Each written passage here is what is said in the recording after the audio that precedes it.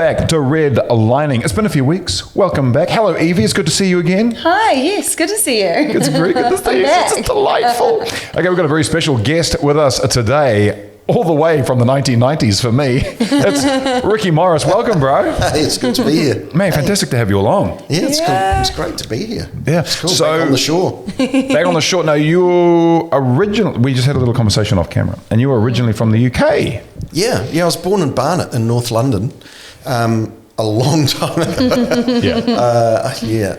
And when I was nearly 6, my family immigrated to New Zealand. Yeah. Actually, a week before England won the World Cup in 1966. So there you go. I've given away my age. I'm old. So my dad got a job here. He was an engineer.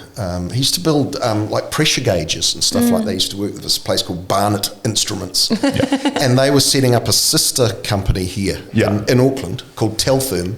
I don't know whether they're still here. Yeah. But they put the word out, does anyone want to go over and help set this up? And my dad was about 30, in his mid-30s, and he thought, maybe life on the other side of the world. Yeah. So we up sticks and we lived in Potter's Bar, which is in Hertfordshire. Yeah. Hertfordshire. We came here, and I grew up in Glendowie.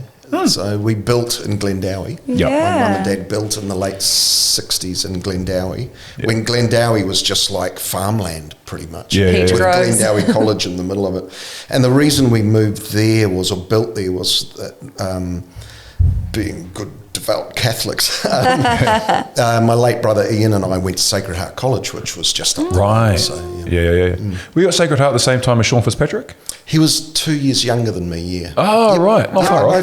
Oh, no way. Yeah, and you were there at the same time as Dave Dobbin?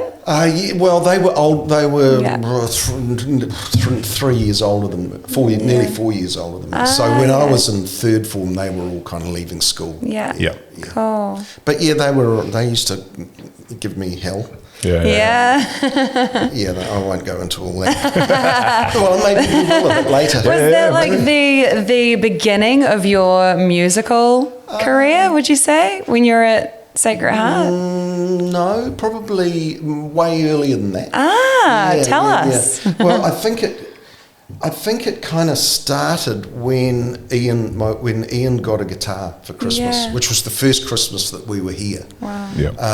And that, he took to that like a duck to water. So and because we had so many relatives back in England, my dad bought a tape recorder, one of those old reel-to-reel tape recorders. And you can record 4 sides of the tape.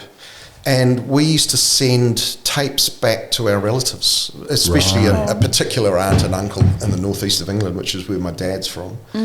And, just kind of catching up on news from there and from here. And we used to, Ian and I and my older sister Dorothy used to, and mum and dad, we used to sing songs to them, and Ian and I were also in the Cubs and the Scouts, so that was very much music orientated. We were in gang shows and stuff like that, and where all the Cubs and all the Scouts from all over Auckland come together and put on this massive show. It was good fun. It was really good fun. Wow. So that's kind of where it started. So I would have been, maybe 6, 7, 8. And being Catholics, we sang at church. Cool. We sang at church, we sang at school. We were always singing hymns and stuff at school. So, just and then Ian and I entered a couple of what do you call them? Talent quests and stuff like that. And so the first time I was ever on radio was in 1968. We went out to this place called Redwood Park, which is out in Orotia, I think. And 1ZB back in those days used to do these live talent quests. So there'd be like 50 people doing a talent quest. And they'd go all morning, start early, 9 o'clock, and then they'd pick 4 people, 4 acts. And between 11:45 in the morning and 12 o'clock, the midday, they would have the 4 best acts play live on 1ZB. and Barry Holland. I don't know whether you remember Barry Holland. Very, very famous broadcaster. I think he's left us now. I'm not sure about that. Very famous. So he was the guy who introduced all the acts, and then at the end of it, they picked a winner. And Ian and I used to have this. We used to have this little song that we played, which was called "Walk With Me," which was by the Seekers. Walk with me through the long, lonely night. It was a real tearjerker. Ian played guitar and I sang, and we won. Cool. So we won $10 worth of groceries and $6 cash. That would have got you a lot back then. So Mum was very happy. Yep. So with my $3 that we split, I went out and bought a cricket bat. Oh, wow. Yeah. No way. $3 for a cricket bat. Yeah. That's amazing. That's what it was like in those days. $10 was a lot of money in 1968. Yeah, for sure. Feed a whole family. So I would have been eight years old. Yeah. First time I was ever on radio. Wow. That's so cool. It's a good little story. I forgot all about it. Yeah, I love that. So you guys were doing music together as a duo? Yeah. Yeah, you and Ian. Very much so, yeah. Cool. Yeah. I miss those days. Times have changed because it used to be hard to, get a talent quest, and it was a big effort to get on the radio or to get seen by the world. And now everyone's got their own talent quest in their phone. And we just get bombarded with everyone. It's telling us everything. It's crazy. It's great. So when did you start taking the music stuff seriously? Like when did bands happen? When did you start doing recordings? How did that go? When I left school, I had no idea what I was going to do. I failed sixth form miserably, and I went back to repeat sixth form in 1978.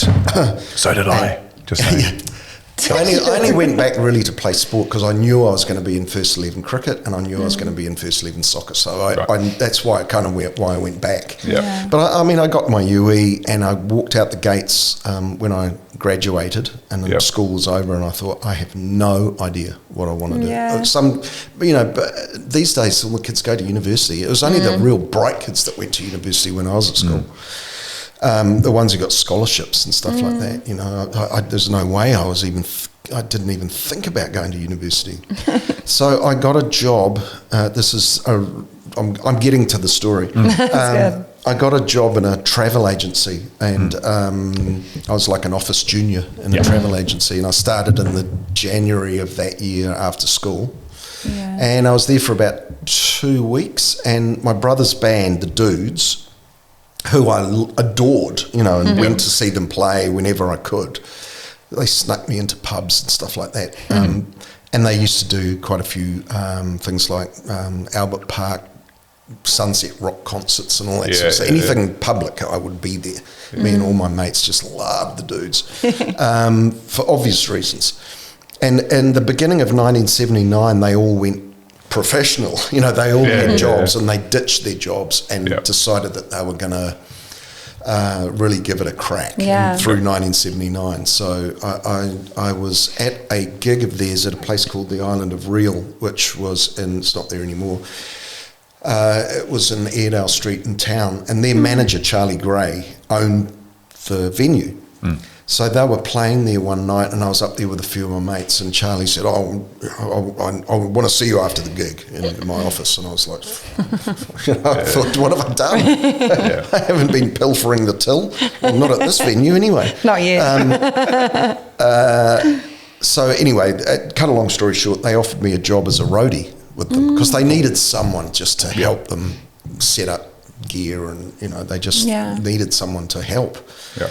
So I quit my job at Travel Globe, and the next thing I'm out on the road with the Dudes, and so that was kind of like the start of it for me, and right through 1979 and until they broke up, and halfway through 1980, I was their stage roadie, and then I became their sound engineer, because their sound engineer, who joined halfway through 79, he kind of burnt out and wanted to get back into radio, which is where he was from. He was a radio engineer. So I kind of got, by default, I got given the job of being their sound engineer right till the end, basically. So and then after that, when the Dudes broke up, What year was that? That was 1980. Yeah. 1980 is when the Dudes broke up. It seems like they... I thought it was the mid-80s. I feel like it was longer. 1980. They were only, as Peter said a few weeks ago, they were only really together for a couple of years. It was like a comet. It was like it was just... And when they hit through 1979, when they really went big, they were big. I mean big. They were selling out everywhere. We did a high school tour that year. We did 52 high schools. Oh, wow. And then we'd pack down and go and do pubs, you know. Yeah. So I didn't... Dave Dobbin and I were flatting together at that stage. But we were never home. No. You know, we had this flat. I mean, I would say we were home maybe 3 weeks in total during that whole time. You know, it was nuts. We'd do a tour, 6 weeks, come back for a short period of time, you know, a few days, and then we'd be off again. Wow. It was just like that for a whole year, basically. It probably felt like forever. Yeah, but I was 18. I loved it. I just thought, and I was on the road with my favourite band. And my brother, you know, it's like he was your my best idol. friend. So and I'd known all those guys. You know, Dave and Peter I've known since I was 10 years old. So it's like, you know, it was a no-brainer for me. that's so cool. Yeah, it was pretty cool to see them get to that stage where they were selling out, you know, all the major venues around the country, doing some big shows, and the whole production with the Dudes got really big. We kind of forged a little trail really where we had big lighting rig, and we had to put 3-phase power into all the pubs, and we had big PA systems, and you know, there was no way we were going, you know, it was like we'd turn up to some venues and there'd be like a stage, and it'd be like, no, that's the drum riser, you know. So we'd be building stages out of beer crates and pallets. Cool. You know, it's like there's no way the band's going on that, you know. So we just kind of got this element of professionalism within the industry. And I reckon on their day in 1979, they were probably one of, you know, if you could look at the earth from above and see all the bands playing on a particular night in the middle of 1979, you would have gone, that's a good band. And that would have been the Dudes at the Hillsborough in Christchurch in the middle of it. You know, they were good. They were a good band. Hello Sailor were good too around that time. I've seen some good bands. Dragon, same. On their night, the best bands in the world. You know, I've seen something interesting recently, that there's a massive decline in bands. Like you get solo singers, duets. Like charts. In the charts. I saw that just recently. There's only been like 3 bands in the last 10 years that have hit the number one spot in the UK. That's nuts. I got a theory on it. I saw something else about it recently, about the music industry in general. And there's no bands anymore because they're just too expensive. It's too expensive to record bands. And it's much easier just to have a couple of people max, and then everything else is either done artificially or it's folk music and just, you know, simple stuff. It's an interesting one, isn't it? Because you look at who's out there playing at the moment, and there's still a lot of old bands out there playing. That's how they make their money, let's face it. Any band, anyone has to play live. But you know, look at all those old bands like the Stones and you know, even AC/DC are back out there doing even the Dudes are doing it. I remember seeing them like AC/DC 6 years ago.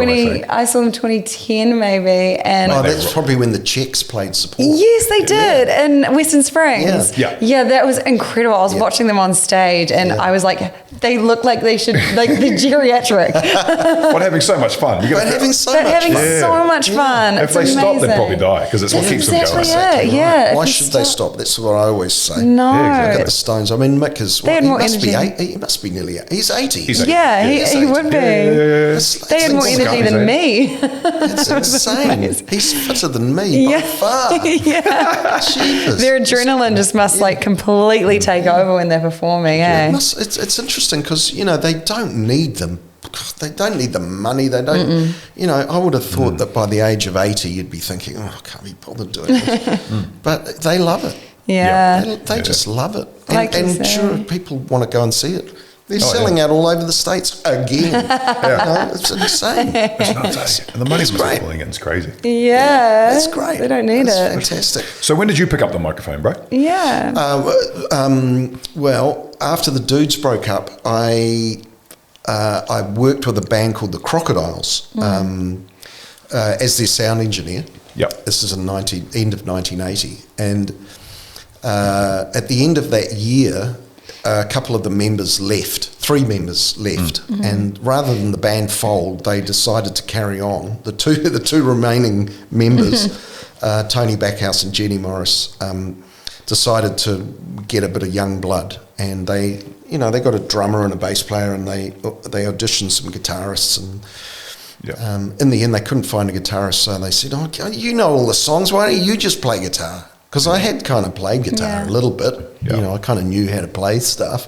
So I joined the band, basically. That's when it started for me, was with the Crocodiles. Wow. And we were here for a few months, and then we went to Australia for about 6 months, and plied our trade over there. We actually did really well for, when I look back at it. We got a booking agent within 2 weeks, just on reputation, really. The Crocodiles had a massive hit here called Tears, which was a big, I'm sure a lot of people would know. Yeah. Tears, I feel them on my cheeks. Jenny Morris, brilliant singer. That's right. And brilliant songwriters, Fane Floors, Tony Backhouse, Peter Dason, Arthur Basting, all these amazing songwriters. So I learned a lot from them as far as songwriting is concerned. We went to Australia, and we, as a lot of bands do, we starved, literally we starved, and broke up in the middle of 1981. And Jenny Morris went off to a very successful solo career, massive. She was very successful in Australia, and she toured as a backing vocalist with INXS for a couple of years. I went out with Jenny at that time, and we flatted for a while. This is another great story. We just happened to flat with Michael Hutchinson, his girlfriend. Michelle Bennett. Amazing. It's just like being in the right place at the right time. It was bizarre. So I knew all those guys very well, and that's how Jenny got the gig with INXS. So talk about surrounding yourself with like inspirational people, though. Steel sharpens steel, Yeah, absolutely. I learned a lot about how much INXS were incredible around that. This is the early 80s. So 81 to I flatted right through 82 with Michael and Michelle.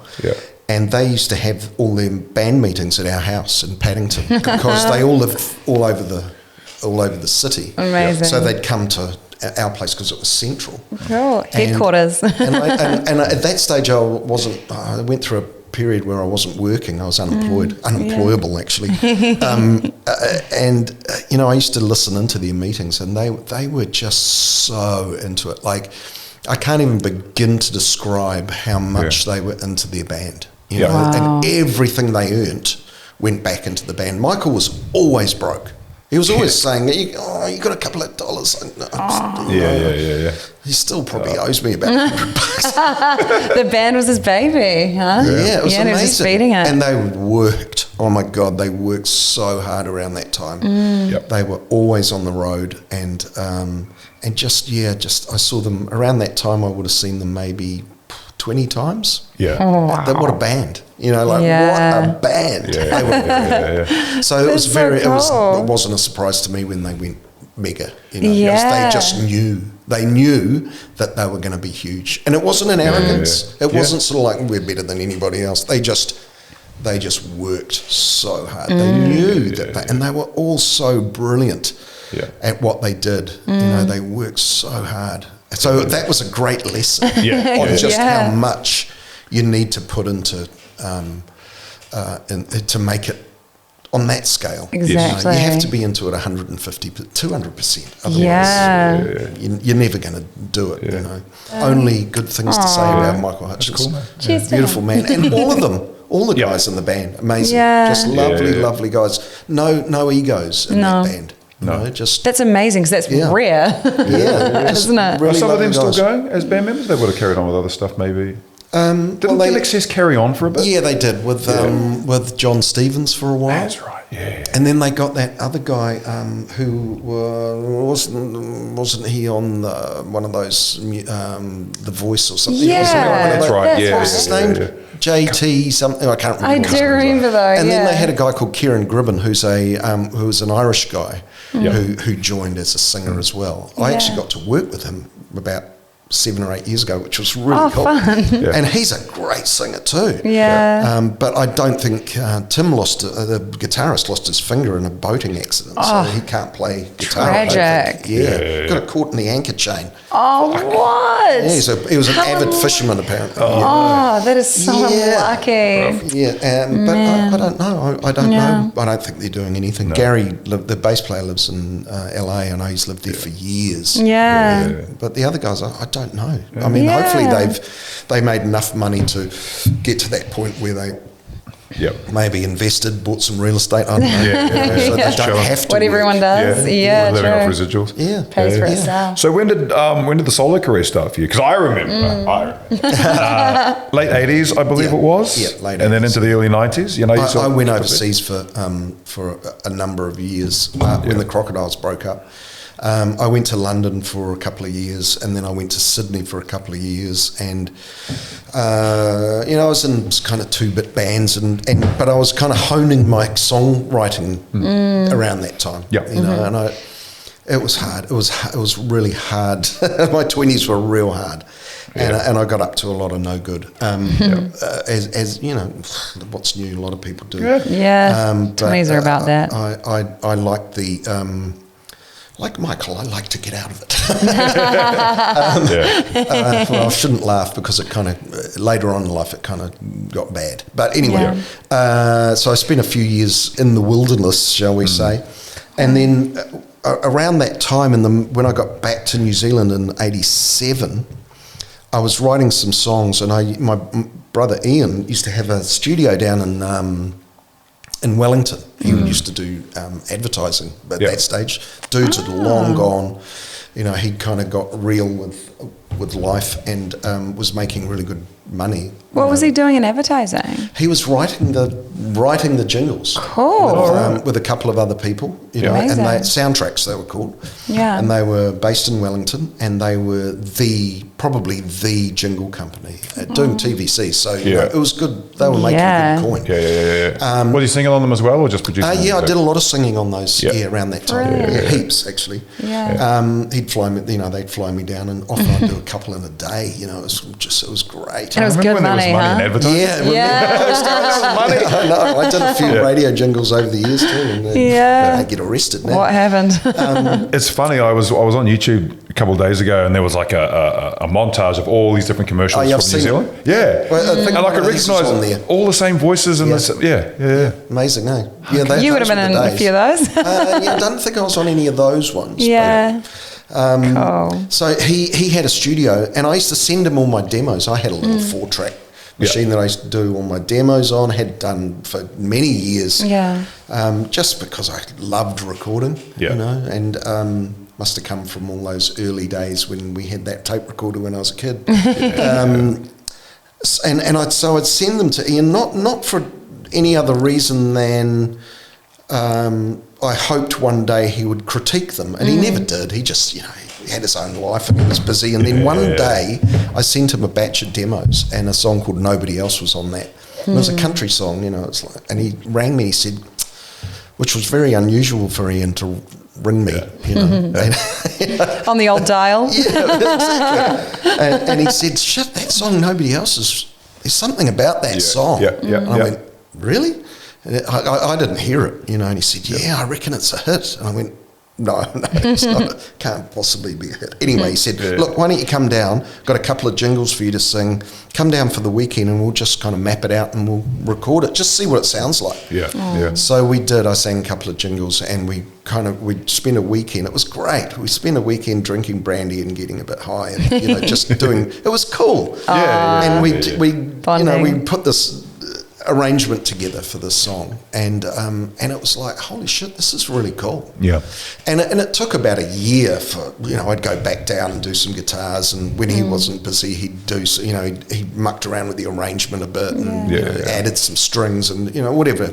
It took about a year to do it, but at the end of it, we had this amazing song. Yeah. And in the meantime, he'd had a number one hit with the song called The Game of Love as Tex Pistol. Was that really? Yeah. So he created this alter ego called Tex Pistol. And put out The Game of Love. And it was just him. Because he had a studio. It was just a place where he could have fun. What a legend. And he put it out and it went to number one. Yeah. And it was huge. Awesome. And so the record company or the label that he released it on, which was Pagan Records, Truva Rikki, released it. All of a sudden they were like, shit, we need a follow-up, Ian. What are we what's Tex been doing? Have we got another song? And he said, well, I've got this song that I've recorded with Rikki, and I reckon it's a hit. Yeah. So after twisting Trevor's arm, because he didn't, I don't think he saw it. I don't think he was like, how are we going to do it? It's Rikki's song, Rikki's singing it. It's like, so we put it out as Tex Pistol with Rikki Morris. Right. And it went to number one. Right. Amazing. So there was nobody else. Yeah. So and that was a year after Game of Love was number one in September 77, I think, and Nobody Else was number one in October 88. Yeah. Cool. 87, 88 years. So he had 2 number one hits in a year. Yeah. What so all of a sudden it was like, oh my God. Yeah. It was nuts. And how long was it on the charts for? Nobody else? About 20 weeks or something. It was in the top 10 for about that is for good. about 8 weeks. It was at number 2 for 3 weeks. Wow. So it was only at number 1 for a week. Yeah. But it hung around for a long time. Longevity, Yeah. It was cool. It was made a mark. And we did a really cool video, which we paid for. Pagan paid for half of it, and Ian and I paid for the other half. Yeah. No New Zealand On Air funding in those days. No. It was $6,000 or something, which back then was just a fortune. But we got this really... The guy who did the Game of Love video, Paul Middleditch, he was like a young... a cinematographer guy, director. He was amazing. He's still working in the industry, I believe, in Australia. I haven't seen him for years. He did the Nobody Else video as well, and he shot both videos on 35mm, so they looked so cool. Yeah.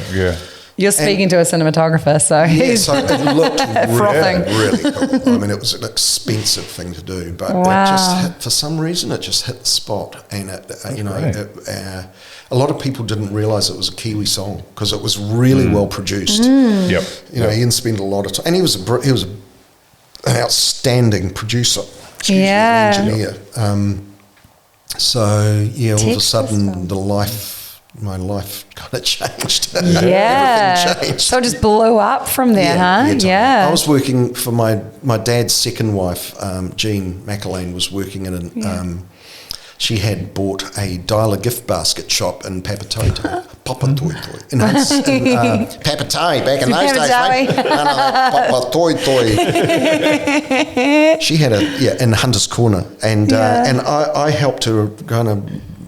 Well, I wouldn't say I was a manager, not at all, but I helped her run that shop for 18 months. Yeah. And that's where, when I found out that Nobody Else was number one, I was having lunch with her and my dad. And Dialer gift basket and Hunter's Corner. How cool is that? Hello, Dialer gift basket. It's Trevor here from Pagan. Your song's number one. Well, great. All right, I'm leaving. I'm ditching this job. Did it have legs overseas at all? No, it was never released overseas. Oh, right. No. It was just a different time. It was a different time. I didn't even think about that. And Pagan was a small independent label. So it wasn't done through BMG or Sony or what was it called in those days? It wasn't CBS or whatever it was in those days. There was none of that. No, there was none. It was never released, which is a shame. Because nowadays, I think everything would have been so different. But it probably wouldn't have even been a hit if it was released today. Because there's so much other stuff. The good thing was that with Nobody Else, radio picked up on it. Not so much in Auckland. They did eventually when it went to number one. They had to. But the rest of the country, for some reason, there were certain pockets around the country that thrashed it. Yeah. Because it fulfilled their 0.5% of New Zealand content, which was, I think it was 1.4% back in those days. What? That's all it was back in those days. They didn't play New Zealand music. Trying to get a New Zealand song on the radio in those days was virtually impossible. It was really hard. And when you look through, there are very few big hits in the 80s from New Zealand artists, apart from maybe Slice of Heaven, For Today, Room That Echoes. Crowded House. Yeah, but Crowded House weren't deemed as a New Zealand act. No. Oh, really? No. So international. Yeah. Well, they tried to. Yeah. But, it's like they had 2 Australian members. They were never really a New Zealand act, Crowded House. So there weren't many New Zealand... Artie Shah had a big hit when nobody else was happening as well. There were a few bands. Fan Club had a couple of hits. Herbs, Nightshade. There were a few, but nothing like today. Nobody was releasing songs that were getting radio play. And that's the thing, it was so special when you got your song on the radio. I remember when I first heard Nobody Else on the radio, I thought, this is it. Yeah, this made it. I can die a happy man. Literally, it was like, wow, this is cool. And back in those days, they had 2 FM stations, 89 FM and 91 FM. And I remember when I was working at Dialer Gift Basket, I was out delivering some flowers and I don't know, Onehunga or something, and I was driving along and it came on the radio. By that stage, it was getting really good radio play. Yeah. Wow. And this is probably a week or 2 weeks before it went to number 1. Yeah. And it was on 89 FM and I went, this is cool. And I just happened to turn it over to 91 and it was on 91 at the same time. I went, this is going to go through. I just knew. I thought this is going to be number 1. That's great. You would have been fizzing. Yeah, well, I was very happy, but things changed kind of pretty quickly because I went out on the road with around that time, just after Nobody Else went to number 1, when The Cat's Away had a big hit, like about a month later with Which one was Melting it? Pot.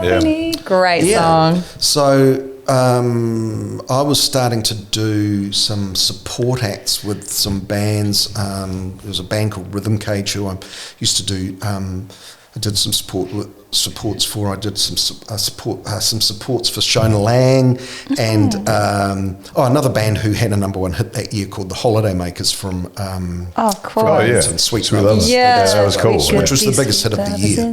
It was number 1 for 6 weeks. That was on Pagan as well. So Trevor and Pagan had a really good year that year. And I was playing a support with the Holiday Makers at the old Glue Pot. And when all the girls from When the Cat's Away, who I knew, just because it's a small industry, they came up after a rehearsal for their tour. They had started, I think Melting Pot had just been released. They were going to do this big tour. They were looking for a support act, and they saw me playing solo. Before the Holiday Makers, and they just approached me and said, "You want to come out on the road? We don't want to take a band. You would be perfect." Cool. So I went on this 37-date tour with the biggest girl band of the time. And playing in front of 3,000 people every night. Huge. That was like 2 months after Nobody Else had been to number 1. So it was... And then I fell in love with Debbie Harwood, and all of a sudden it was like double trouble. One thing led to another. It was double trouble. Yeah. It was like, it was a pretty crazy time. And you had a family, didn't you? Yeah, we did. We got married the following year, and we had 2 kids, Marlon and Gala. Who are musicians? Yeah. Well, Marlon doesn't so much play anymore, but he has done in the past. And Gala is he lives just down the road in Bayswater with his beautiful partner Bella and their little son. You're a grandfather. When did you become granddad? He's 2 now. Edward's 2. Amazing. First one? Is he only grandchild? And Gala's in Glasgow. Cool. Doing a PhD over there in archaeology. I think it's archaeology. Brains and creativity. So she's kind of put the music on the back burner a little bit. Because she has released stuff in the past, but she's a serial studier. Incredible. She's 30 and she's still studying. Wow. Thank God she got her mother's brain. Yeah. I'll turn blue in the face writing an essay. That's a skill. Crazy. Oh, so wow. it got pretty crazy to the point where I got a publishing deal with Mushroom Records in Australia, and we left because it was just, Marlon came along in 1990, and it was just really hard being a celebrity couple in New Zealand because we just couldn't, we couldn't, little things like I'd take my mum out for Mother's Day lunch or something and we'd get mobbed. Yeah. And I also, around the year before, 1989, I did a kids show called 3:45 Live. I was the presenter. You did not. I did, with Fenella. Really? Yeah, with Fenella Barfield. So cool. It was nuts. Did you used to watch that after school? I did. You were just after 2 with Jason. Jason's a good mate. Brilliant. And he so we were all in the same office in the kids' TVNZ. Was that down in Christchurch? No, that was here in Auckland. What now is in Christchurch. TVNZ. Yeah. So it was nuts. Yeah. And you think you get a big profile when you're have a number 1 single, but you get on a kids show and whoa. And in those days it was we were on TV2. TV3 didn't come until the next year. So it was us doing a live TV show and Emmerdale Farm on the other side, on TV1. So we had 750,000 people watching us every night. And it was fun. We had such a fun year. Yeah. Had so many amazing guests on. I mean, I got to interview B.B. King, for God's sake. Cool. Oh, that's cool. So many. Roland Gift, the guy from Mick Hucknall, so Roxette. That's just incredible. So many. Because it was all the record companies just used to get... because we were live, they'd get anyone that was coming in from overseas. It was like, you have to go on 3:45 Live because there's your instant audience. Yeah. Plug your show. Brett Michaels from Poison. What? Yeah, and lots of local acts. Mary Rich was on, and Artie Shaw were on, the Waratahs, everyone. Paul Kelly, Weird Al Yankovic, Ben Elton. I interviewed Ben Elton. Really? Yeah, we had so many cool. He was just writing back then. He was. Yeah, he was out here promoting a book. Yeah. But being a big Blackadder fan, I was like, oh man, you're in your element. It was pretty cool. I would have been so intimidated talking to Ben Elton. He's so smart. He didn't let us sort of interview him. Really, he kind of interviewed himself. Oh really? Talk. Wouldn't stop talking a bit like me. So how'd you get into the TV arena? I was a guest on 3:45 Live. Right. Yeah. And this is the beginning of 1989. Yeah. I was a guest on the show. The guy it was a guy called Nigel Hurst, God bless him, and Fenella Barfield. They were the original hosts. Yeah. Nigel was a stand-up comic who got the gig because he auditioned. Yeah. And same with Fenella. Well, she wasn't a stand-up comic, but she can be funny. But Nigel was also a school teacher, and he didn't really feel comfortable doing the TV thing. So after about 2 months, he left. Right. And so I was a guest on the show. And then when Nigel left, which was sort of maybe April 1989, a couple of months into the year, they had a whole lot of guests back and they had a big day. It's like a party for Nigel because he's leaving. Yeah. They hadn't found anyone to replace him. They'd been doing, I didn't know this at the time, they'd been doing auditions. And so we had a great party, and we went upstairs afterwards because it finished at about 4:45. So it's 3:45 to 5:15. So it was an hour and a half live television. Yeah. And afterwards, we all went up to the office, the kids' office, and had a few drinkies. And Fenella was freaking out because she was like, we haven't got anyone. We haven't found anyone. We've been auditioning. We haven't got anyone. No one's suitable. And she said, you should come on Monday and help me out on Monday. Would you be keen on this? And I went, yeah, of course. Yeah, absolutely. So she went and talked to Stephen Campbell, who was the producer. Yeah. And said, and I saw her going, And he came over and said, do you want to come in on Monday and help out? We haven't found anyone. We're doing more auditions on Monday afternoon and probably right through next week. Why don't you come and help Vanilla? So I went in and I was her co-guest for the Monday. And then after the show, Stephen said, can you come in tomorrow too? Because we still haven't found anyone. I was like, yeah, of course, yeah, absolutely. I'd love to. I love it. And because there was no pressure on me, Vanilla and I just hit it off straight away. I was relaxed. Of course. And it went on right through the week. Yeah. And on the Friday, having done 5 shows, Stephen just went, do you want a job? So I went, yeah. Sure, why not? Yeah. So I ended up working for the rest of that year as a TV host. Being in the right place at the right time. Music, that's all what it's about. And it was amazing. It was an amazing experience. And I loved it. I kind of felt like, I don't know, it was just something that I didn't feel intimidated by at all. Yeah. You could just be yourself? Yeah. How old were you at that stage? I was 29. Yeah. Really? Yeah, I was 29. That's kind of older for a kid's host. Totally. You know? Well, Fennella's a good 5 or 6 years younger than me. Jason was only, I don't know, Jason Gunn would have only been maybe in his very early 20s. He's still in his early 20s. He's so gorgeous. He's so beautiful. I love that man so much. He's lovely. He's been through a rough year. He lost his mum and, had a bit of health stuff and, but he's a lovely man. He's lovely. Yeah, so that was an interesting experience. I kind of forget about all that stuff. But it was a big part milestone of my life. And Debbie got pregnant with Marlon in that year as well. So it was a big year. It was a big year. It was a big year. Yeah. Did you stick to broadcasting for a little while after even? No, I did a couple of other TV shows. I did one in '94 when we came, because we went to Melbourne for a couple of years, but then came back, and I did a show with Jude Dobson, who used to be Judith Kirk. Yeah, Judith Kirk. That's right. Yeah. Jude Dobson. It was like a health and lifestyle show called Alive and Kicking, and it didn't do very well at all. Right. Yeah. It was, and that was recorded in Wellington. And they kind of, it was supposed to be like a primetime thing, and then it rated so badly that they kind of pushed it out to like a Sunday night at 9:30. It was one of those ones. When everyone's asleep. But it was fun, and I loved working with Jude. She's a neat lady too. Yeah. She's so cool. She's such a lovely lady. Yeah. And then in '98, I think it was, I did a show called Get Your Act Together, which is a TV3 show. Music.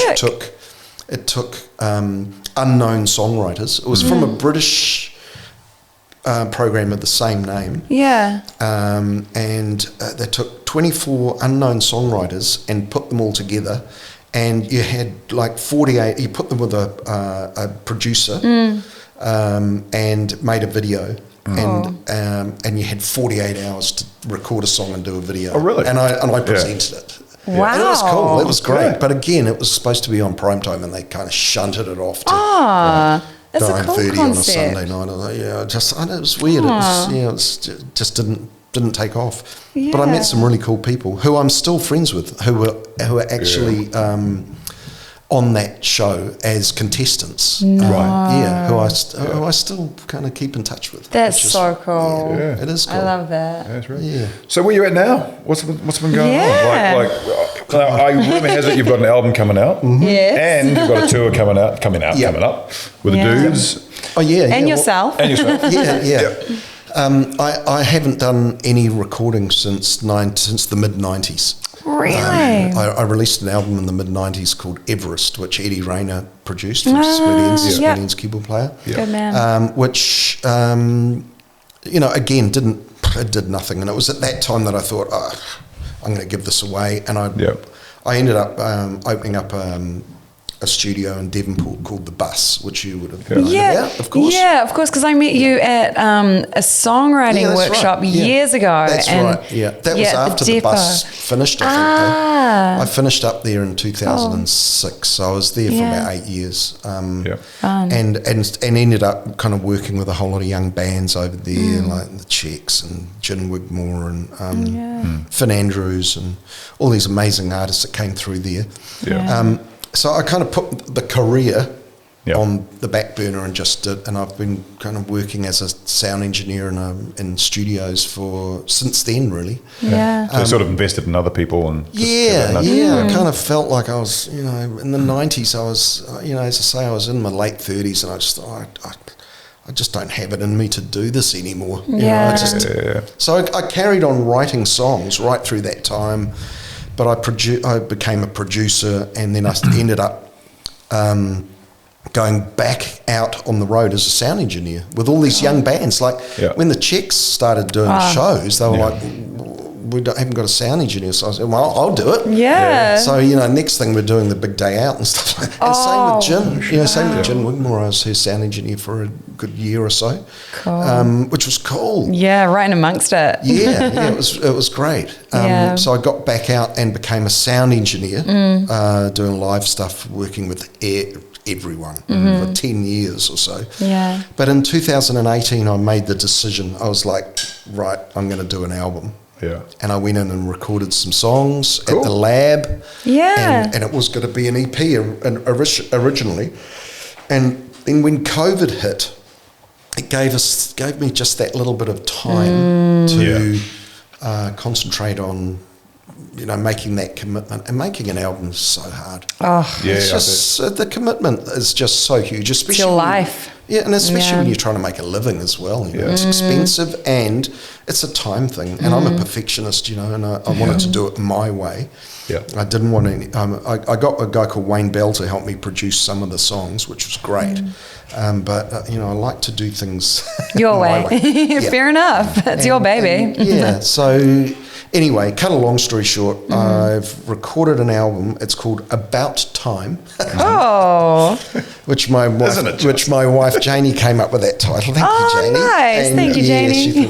She's awesome. She's probably thinking about time because you just won't shut up. Yes, fucking album. Make it stop. And I've got a little studio out in the back garden, cool. Which is cool. So I recorded most of it there. Yeah. Just out in the back garden. Outside. Yeah, and 75% of it is just in the cabin out the back. Cool. Just working remotely with bass players sending me files. And, that's kind of how it's done these days. Now, I hate to break it to you, Rikki, but times have changed. Yeah. And obviously, like, you 95 was the last time, right? 96, I think. 96. So obviously we were still hard copies. Now things are completely changed. It has changed so much. How does that make you feel, and how are you adapting to that change? Well, I kind of knew what was going on.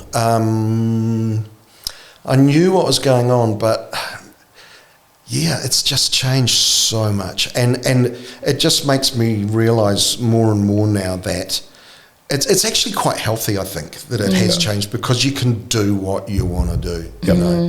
You don't have to be pandering to record companies, or you know what I mean. It's like it's totally different. I think it's healthier, even though there's now like how many 100,000 new songs a week going on. Something nuts. It's like, I think that's actually kind of cool. Yeah. And I know everyone's down on Spotify, and it's like, well, they're not getting paid, and it's like, well, you would if if you had lots of streams, you would be getting paid actually better than any bloody record company would be. And also, the record companies are actually doing quite well out of it, to be honest. And also, if people complain about it, well, get out and perform. Exactly. Yeah, do it live. It's always been about live. Yeah. It's never changed. Yeah. Elvis Presley was big because he toured America. The Beatles were big because they were a bloody good live band. The Stones are still out there playing live. All the great bands play live. And nothing's ever changed. It's always been like that, and it's more so now because that's where most of the bands are getting their revenue from. Exactly. So they have to go out and tour because they're not selling. It would have been so cool to have been in a mega band in the 70s, like the Eagles or Fleetwood Mac, you know what I mean, selling 20 million albums, because you'd never have to work again. You're set for life. Now, now you're lucky, if you get a few million streams, or then something will blow up like Benny's song, which got 1 billion streams. I mean, she's done all right. She's done all right. Really? Yeah, insane. I don't know. Super Lonely. Very, that's the one. TikTok over COVID. It was COVID, and she's had 1 billion streams. You know, incredible. It's like, well, Kiwi gal. You know, you might only be getting 0.01% or something, but on 1 billion streams, work that out. She's doing all right. Do the math. She's doing all right. So you're it has changed. It has changed. Everything's changed. I mean, even when I released in '96, it was through Warner's. You know, it was through a record label, because that's how you. Yeah. You had to do it through a label. It was the only way. Otherwise, you know, you wouldn't get anywhere. You wouldn't get your record in the shops. You wouldn't get or your CD or whatever. You wouldn't get on radio. Now it's so different. It's so different. And I'm a big fan of progress, and it's just the way that it is. And you've got to adapt. Yep. And you've got to think slightly outside the square. You know, if you really want to blow up. You've got to be on your socials, you know, 24/7 really. It's all about that, you know. It is. I'm on my socials a lot, but you know, I'm not expecting people to be rushing out and buying my, you know, it's a funny situation to be in, because I'm in my 60s, you know. It's like it's a different time. It's a different time, and it's a little bit. I'm a little bit nervous, and I'm petrified. About touring. Just about whether anyone cares. Well, I can and whether understand. people will turn up. We're doing small venues. We're only doing 6 shows. Okay, whereabouts from? We're doing Auckland on the 30th of August. The album comes out on the 30th of August. Cool. And we're doing the Tuning Fork in Auckland on the 30th, and then we go to Nelson the following night on the 1st of September, 31st of August. 1st of September we're in Lincoln in Christchurch at a cool little venue called The Shelter. And then the following weekend we do Tauranga, Hamilton and New Plymouth. So it's only 6. Sounds intimate. Yeah, it's really intimate. Apart from the Tuning Fork, which is a band show. I'm just working with my old friend Chet O'Connell, who's a guitarist, and Oni Kidman, my youngest daughter, is coming away, and she's with us, and because she's a budding singer-songwriter. So she's touring with you. She's doing the support. Brilliant. Yeah, she's great. She's a great little songwriter. Such a musical family. Yeah, she needs she needs to get out there and just play some shows and get the experience. I've seen her stuff. She's a guitarist and a singer, isn't she? She's like full just blown. writes songs for breakfast. It's beautiful. It's cool. And she sings blood. a tune, which is really good. Cool. So it's a new thing for me, releasing an album. It's been 28 years. Wow. Jesus, 2015 was 28 years ago. 2016. No. 1990. 1996. Yeah. 1996 to 2024. That's 28 years. Wow, it is. I've been out of high school. You can't do math. I know. It's weird. It's crazy. Yeah. It's crazy. You know, my kids were just, my adult kids, you know, my older kids, I should say, were just babies. Yeah. That album. Gala was 2 or something. Damn. You know, now she's 30 and living in Glasgow. You know. Oh, wow. So when was the last time you performed live then? Yeah. The last time as me was I did a show in Mount Eden, which was kind of the catalyst for this album, to be honest. There's a series of concerts that happen at the Mount Eden Village Hall. Okay. A guy called Wayne Gillies puts them on. They do about 6 or 7 a year, and you know they have all sorts of different acts that go in there, and you get 120 people in that little hall, and it's full, and it's BYO, and it's and, brings in a little PA and puts some lights up and stuff. And he asked me quite a few times whether I'd be keen to do it, and it's been going on for 10 years or so. These Mount Eden Village concerts, and in the end I just thought, all right, I'll do one. And I did one got a little band together, and it was so cool. Yeah, it was great, and we sold it out. You know, we sold 120 tickets. It was like awesome, because I thought, who's going to come and see me? When was this? This was 2018. Oh, so August, before COVID. Yeah, 6 years ago. Yeah. And it was so cool, and it was so well received, and it was just, it was really neat. And it was so, and I played all my own songs. I think we did a cover at the end. I did a Doors song at the end. Because you could. People loved it. Yeah. And it was really cool, and Gala did the support. Oh, of course. You know, so it was like a little bit of a family affair. Yeah. And it was like a little catalyst, because it was at that concert that I thought, I want to do an album. You got the bug again. Yeah, got the bug again, and we played a couple of new songs, and it was like, oh, this is cool. So it was like 2 months later, we went into the lab in Mount Eden and started doing some rhythm tracks for what is now the album. So that was the start of it. It's taken 6 years to get to. Wow. It just takes that so about time. About time. So That's brilliant. It is exciting, and as I say, I'm nervous about it, but not in a bad way. It's like I know I can sing and play and all. It's not about that. It's just I hope we don't turn up and there's like 3 men and a dog. No, man. I think people have a genuine hunger for it, eh? People do, so. Especially after COVID. I think there was that period, and I think people really appreciate getting out now to a good band and actually sing it. And I think my demographic is over 40s, over 50s. So I'm not trying to impress young people. I'm young people. They're too hard to like impress. it. I don't know, and it's those people who've got the disposable incomes. The older people who've got the disposable. And I've done so many gigs with as a sound engineer with people like Greg Johnson and Mel Parsons and that kind of ilk. I went on tour with Lloyd Cole last year. Who's an English? Lloyd Cole. Lloyd Cole and the Commotions, from the 80s. Oh my God!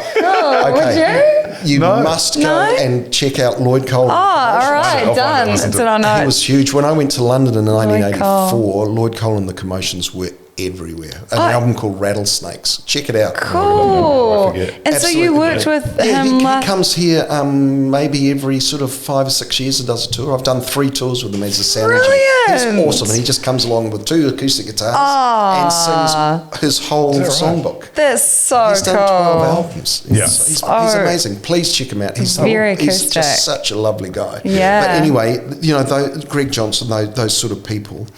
I've done so many gigs with that type of artist where they play, smaller, intimate venues, and they have a chat and they have a drink of wine, and it's like I'm going to be drinking wine, it's casual. It's cool. It's like, and I kind of hope that's what it's going to be like at my gigs. We're doing small venues, and I just hope people are prepared to listen to me ramble on. I'm sure they will. So when does that kick off, Matt? That's the 30th of August is the album release, and so it's the 30th, 31st, September the 1st. There's a bunch of gigs then, and then it's the following weekend. I think it's the September 6, 7, 8 is the other shows. On tour. And then who knows what's going to happen. Yeah, and you're doing a show with the dudes, obviously, too, aren't you? Yeah. In August. I know. It's like, that's so cool. All at once. Yeah. So the dudes are doing a show on the 24th of August at the Power Station without Dave Dobbin. Yeah. Which is an interesting concept, but because I kind of joined the band in 2020 when they got inducted into the Hall of Fame in 2019. They decided to play at the Music Awards, right? But my brother's no longer here, so so they said, well, it's a no-brainer. We'll get Rikki to play, and we did it like a dudes medley at the end of the Music Awards, and it was so cool. It just went so well, and we had such a great time. Brent Eccles, the promoter, said, "You got to go on tour. It'd be huge." So we went off, and it's a bit like. It's like, joining your favourite band of all time. Oh, cool. It was so cool. It was so you guys did go on tour? Yeah, we did 13 shows, But Dave made it very clear at the end of that tour that he didn't want to carry on, that he didn't want to do anymore. No. He said that's the end of it. Yeah. As far as I'm concerned, that's the end of it. We were all, the rest of us, Peter and Les and Bruce and I were like, oh man, let's go to Australia, and do some shows to the expats. Let's go to London and do some. Let's go and keep it going. It's great. It was fun. And Dave's like, no. And I totally respect it. He's got his own thing. He's Sir Dave Dobbin. He doesn't need the dudes. No. He does dude songs anyway.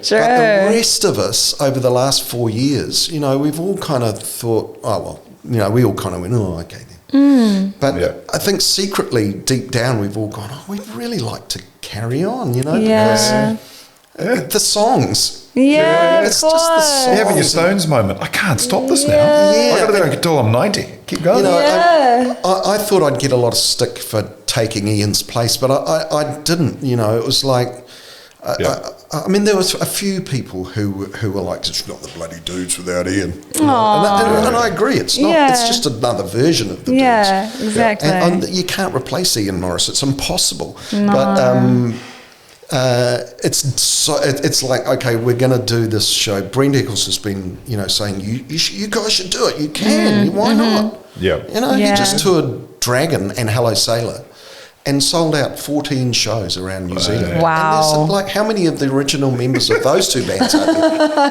True. Dragon, I'm not sure they've got any anymore. Go figure. But it's the songs. Yeah. People go out, they want to hear April Sun and Cuba, They want to dance, hear Out of Black, they want to hear Bliss, they want to, Yeah. So anyway, we thought, let's do it. So we've got, with Dave's blessing, he's gone, no, go do it, absolutely, which is very, that's good it's great. Yeah. It's really cool. We have the utmost respect for him. Well, I do personally. I have so much respect for Dave, and I still feel a bit intimidated when I'm around him. He's so fucking amazing.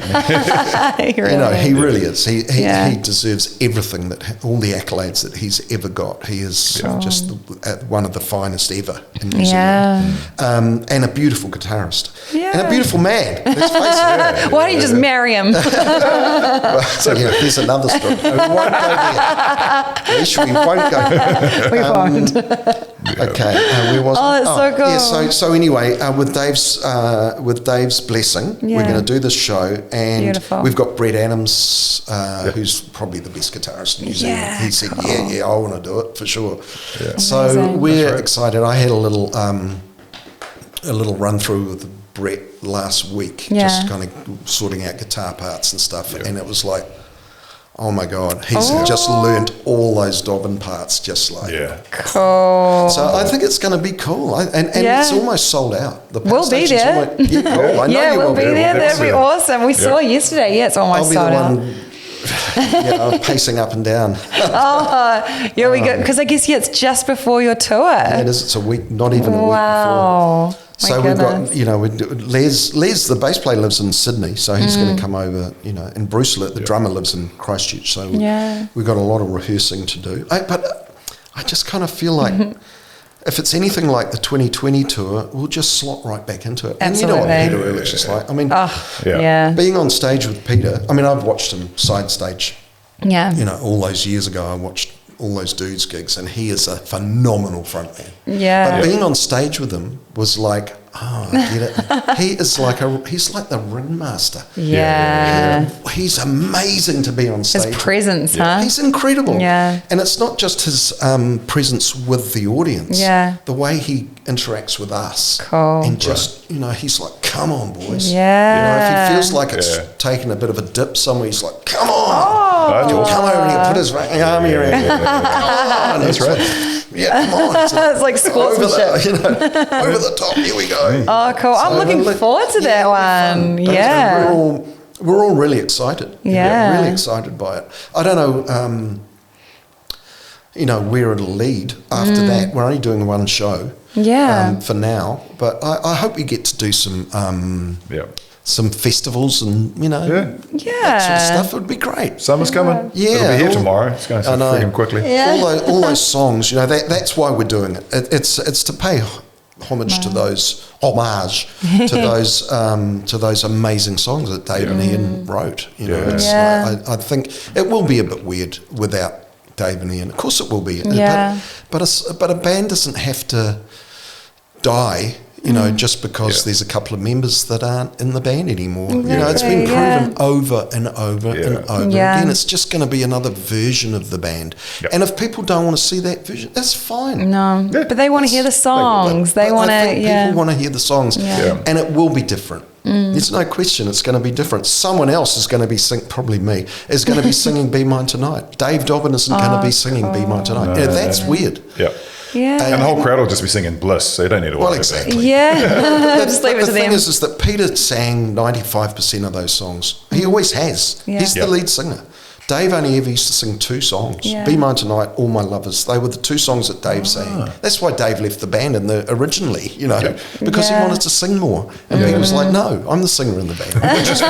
He was the singer in the band. Fair enough. It's like Keith Richards saying, I want to bloody sing. He does actually. I think he does his own little set now within the Rolling Stones. Oh, really? So and just like Ringo. Ringo had an opportunity too. There you go. So it's going to be really interesting, and I can't wait because I actually think it'll rock out. I really think with Brett good venue. And the band. I mean, I've worked with Brett a lot. Yeah. As played with him, and also in corporate situations, and also done sound for the Mockers and the Bads and a few other things that he's been involved in. And he is, he's one of the best guitarists I've ever seen.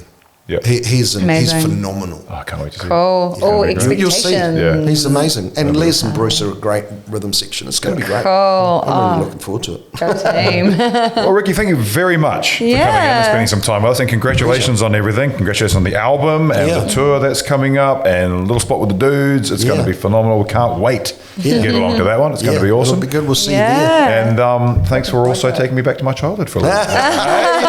3:45 live. Oh God, I missed out. Look, I missed out the 90s and the 2000s. Oh, we've just got to get you back. I'm going to write a book. You should. I've got to write a book. There should be a documentary on you. People will end up in jail. That's the only thing. You'll let out too many secrets. It's a lot of sordid stories. Hence the fact that now I drink water.